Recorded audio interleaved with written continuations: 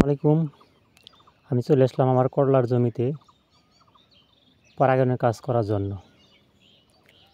এই যে আমি চলে আসছি আমার করলার জমিতে পরাগায়নের কাজ করার জন্য। কিন্তু দেখুন মাঘ মাসের মতো কুয়াশা চতুর্দিকে। এবারকার আবহাওয়া খুব খারাপ। আশেপাশে কী আছে কিছুই দেখা যাইতেছে না। চতুর্দিকে কুয়াশা আর কুয়াশা। কিছুই দেখা যাইতেছে না।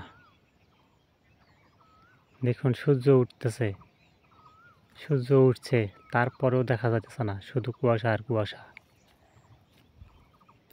এরকম আবহাওয়াতে অনেক ক্ষতি, প্রতিটা সবজির ক্ষতি। দেখুন কিছুই দেখা যাইতেছে না। ওইখানে আমার মরিচ এবং বেগুনের নেট, ওটাও দেখা যাইতেছে না আমার করলার জমি থেকে।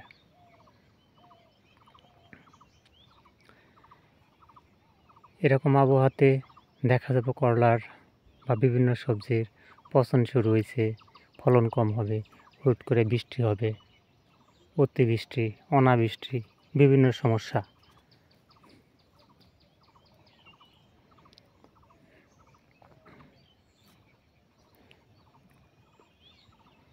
এই যে আমার কলাতে পরাগায়নের কাজ করতে এসেছি বা কিছু করলাম, করার পর দেখতেছি যে আকাশে খুব মেঘ বলে আকাশে খুব কুয়াশা, অতিরিক্ত কুয়াশার কারণে কিছুই দেখা যাইতেছে না। হাত এবং শরীর, এই সুতা টুতা সব ভিজে যাইতেছে।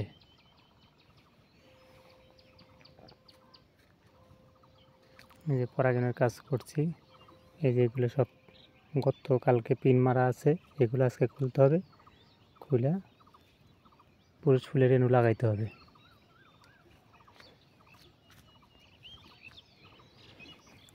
এখানে যে করলা ধরছি এবং কিছু প্যাকেট আছে, প্যাকেটের ভিতরে এগুলো আস্তে আস্তে বড় হবো।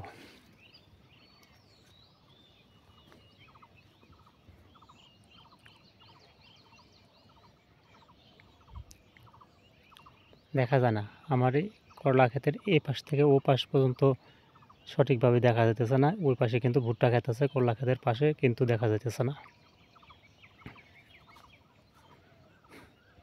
দেখুন ওই পাশে আমার মরিচের নেট আছে, মরিচ এবং বেগুনের নেট আছে, ওইটাও ঠিকমতো দেখা যাইতেছে না।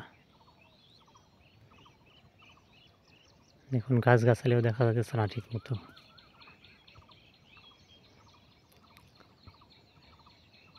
দেখুন ওইদিকে গাছের ফাঁক দিয়ে সূর্যি মামা উঠছে, অথচ কুয়াশার কারণে কিছুই দেখা যাইতেছে না।